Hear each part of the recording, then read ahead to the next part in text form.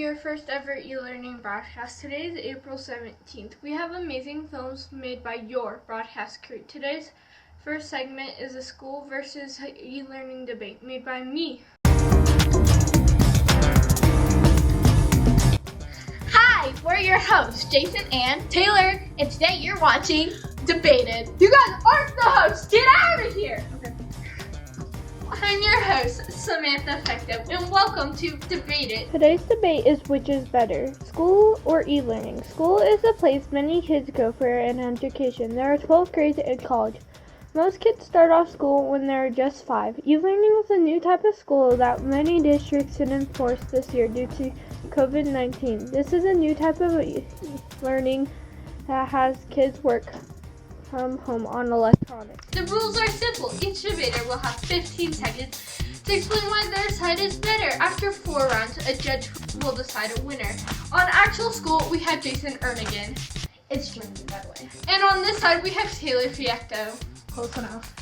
And let's go to the debate. Actual school is better because you can talk to your friends, ask them questions, and not go insane by social distancing. Well, while e-learning, you can use your phone so you can text friends without fear of being yelled at by a teacher. You can also listen to music. Actual school is better because it keeps you on a schedule so that you're not all over the place and don't know what assignments are what. Well, for e-learning, you can work at your own pace, which prevents stress in students, and they can work on what they want when they want. Yeah, but in actual school, you don't have to wait for an email to answer a question by a teacher. How often do you ask questions in class? A lot. Anyway, e-learning work is a lot easier than schoolwork, so there would be no need to be asking questions. Yeah, but e-learning means we're in a pandemic, which is not good whatsoever, and we should just be at school anyways. I'd prefer it to be e-learning than be in risk of getting a disease. The winner of the debate, school versus e-learning, is Taylor Fecteau. Thank you. She's the winner of the debate because her points were on topic. Ouch! Well, there you have it, folks. Hey! E-learning is better. Well, see you next time on Debated. You. It's just a cough. Very interesting debate. You know what else is interesting? The coronavirus and how fast it spreads. That's why I made you a PSA on how to stop the spread of the coronavirus. Did you know the US has the most coronavirus cases? Many people are refusing to quarantine and wear masks when they go out or wash their hands. That is part of the reason why the US has the most coronavirus cases. The US alone has 434,861 cases. Our state has 7,303 cases. El Paso County has 668 cases. Wash your hands more than usual and each time do it for 20 seconds. To help stop your boredom, you could do a face mask, clean your room, or stay inside.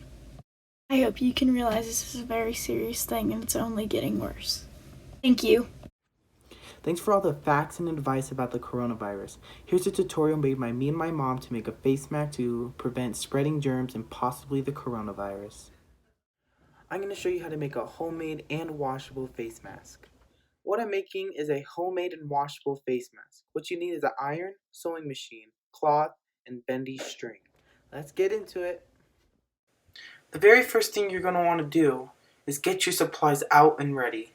The second thing you need to do is cut 2 pieces of the small cloth and 1 big piece of the big cloth. Then what you're going to do is fold the little cloths and then sew that together. Then you're going to get both those sides and then you're going to fold it like so.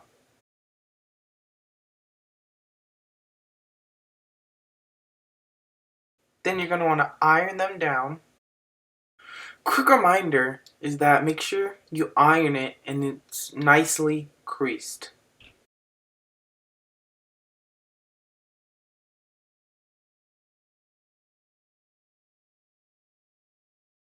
Then what you want to do is fold the 2 small cloths into the inside. Then flip the whole thing over. Then you're going to want to pinch it and put a little clip to hold it still.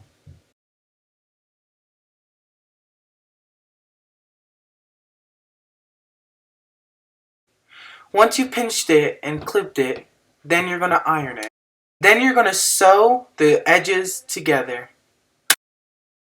Get the bendy string and fold the excess over it and sew it on. Then you're going to get your bendy metal and then you're going to put it in your mask. I hope this helps and gives you a fun activity to do for your own. Good thing Carlos told us how to make those masks. Now you have something to wear when you go and buy your ingredients to make chocolate chip cookies. And when you do, I have the recipe. If you don't already know what a chocolate chip cookie is, then you're in luck, because it is a delicious piece of dough and chocolate that is baked to be delicious. It has chocolate, so you know it is better. Let's get started with this delicious adventure. Make sure your oven is preheated to 375 degrees Fahrenheit. Now, in a large bowl, add in your flour, baking soda, and salt. When you are done adding in all of your dry ingredients, sift the dry ingredients. This is to make sure our batter is not lumpy and all of our ingredients are well mixed together. Now you're going to cream your butter. How you cream your butter is you add it into a stand mixer, like so, and mix it on high until it becomes a light pale color. Now add your white sugar and add your brown sugar. Mix this until it is fully incorporated. Once it is fully incorporated, add your teaspoon of vanilla and 1 egg. Now mix this together until the mixture is all combined. Now once it is fully incorporated, change your hook on your stand mixer to the dough hook. Slowly add in your dry ingredients. Don't add them fast, because if you do, they will fly out of your mixer. When it is fully incorporated, knead your dough. This is so any excess flour will mix into the mixture. After that, add in your chocolate. You can add in how little or as much chocolate as you want. Place your parchment paper on top of a baking sheet. Now shape your cookies. You can of course do them in regular balls and they will make a regular cookie. But if you want, you can make shapes like me and my brother did. After you're done shaping, bake your cookies for 15 minutes at 375 degrees in your oven. You can watch them and wait till they're done.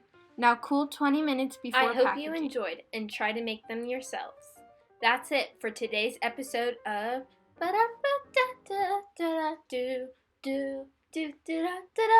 Quarantine Cooking with T. Wow, those cookies sound really good. Maybe I'll go make some. Anyway, here's a robot commercial made by me. Do you want someone to do your chores for you or make you breakfast? Well, then try out your own personal servant robot. The personal robot servant is $100 and it charges itself. Its battery lasts for a full 8 hours and does whatever you would like it to. It is also designed to look like a human. I love my servant robot. He does everything for me. For example, go get me a Go-Gurt. And he immediately does it, and it's wonderful. And I got him from a friend, very good price. See, he got me a Go-Gurt. He knows everything about me, everything I love, and everything I do.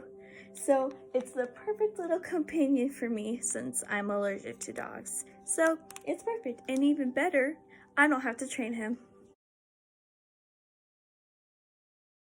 My robot because he does everything I say, and he makes my bed and makes it sparkly clean, and he holds my puppy.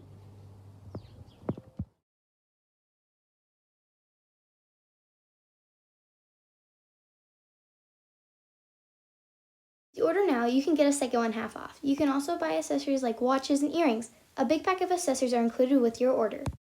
Call 157-000-1357 to order. Whoa, I wish I had one of those robots so my mom could stop bugging me about doing my chores, so I could just lay in bed all day and not worry about a thing, which is honestly what I've been doing, but that's besides the point. Here's a quarantine interview made by me.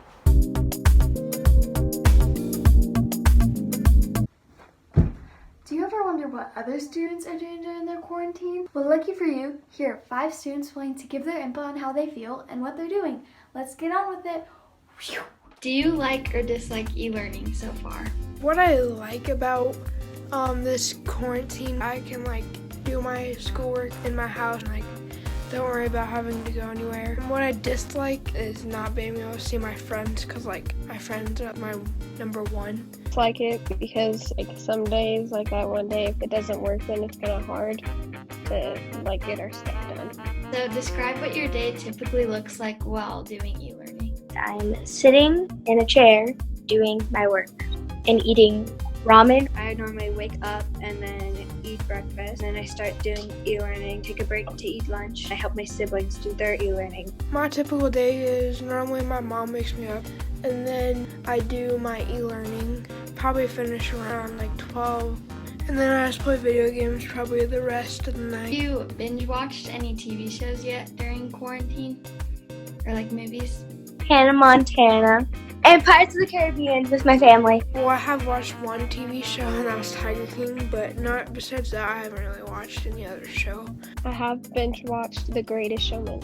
Do you agree with social distancing and how you should wear masks when you go out in public? I do agree with it, but I also feel like we should still be able to go out and get groceries and stuff like that. I feel like it doesn't really help at all, because I feel like you could still see your friends as long as you're both healthy. There you have it, folks. Hopefully that will give you some insight on what other people are doing. Back to you, anchors. Nice to see what people think about quarantine. Anyways, welcome to the YouTube challenge. Hi everyone, this is the Whisper Challenge. I will read the card with a sentence on it to 2 contestants, and the first contestant to say most or all of the words gets points. Each word is 1 point, and each sentence is 10. The person with the most points at the end wins.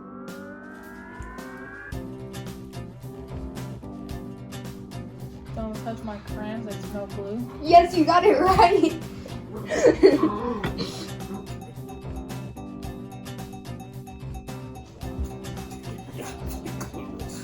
Good no, and that's about it. Yeah.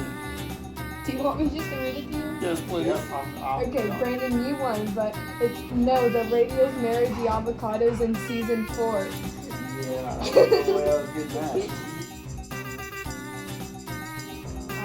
Nope. Okay, I'm gonna read the whole thing again. Well, you said it. No, I didn't. Did you ever notice a pineapple go backwards? I didn't say it, but okay. Good job, Mandy. The winner is my aunt with 20 points, a lot of words, and 2 sentences. That was a lot more than I expected. That was very interesting.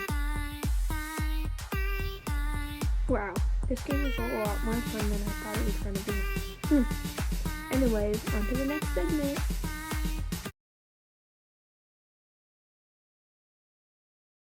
Welcome to Match Game 20. I'm your host, Michael Cohn. The rules are simple. There will be a question card, 4 contestants, 3 hosts, and 1 main host. I, the main host, will read off of the question card to the hosts. The hosts will then answer the question, and the contestants will be asked the same. The goal of the game is to get the most points. You earn points by matching the same phrase or idea as a host. The goal is to get the same phrase or the same idea as the other hosts. Person with the most points wins. There will be 4 rounds and 1 bonus round. Question 1. Some of John's closest friends don't know that he loves to play blank. Fortnite. Question 2. I don't think I passed my test for my playing license. I blanked on the instructor. Yelled. Ralph is the world's meanest wrestler. He doesn't pin you to the mat, he blanks you to the mat. Throws you. Wherever Edna goes, she reminds people of Italy. This is because she sounds blank. Foreign. Charlie's favorite game is blank. Monopoly. And our winner for this game is Paul Sterling. He actually got every single question correct. Congratulations, Paul, and thank you for joining us. And that, folks, is Match Game 20. Please be careful if you go outside, and join us next time. So, I was wondering if you could put for the winner, that Paul Sterling is the winner, and that I'm congratulating him for winning and joining us because he got all 5 of the questions correct. And if you could also change these, could you change Dylan Murphy to Paul Sterling, as to my dad, and Colin Cunningham to my stepmom? That would be very thankful. And I changed every single one of these things practically. I changed that, and that. I changed like a lot of this. I changed practically every one. So this is still the same, and I finished recording, obviously, because I'm recording this. But yeah, just the winner was Paul Sterling because he got all 5 points correct. And congratulations for joining us. Congratulations for winning, and thank you for joining us. And yeah.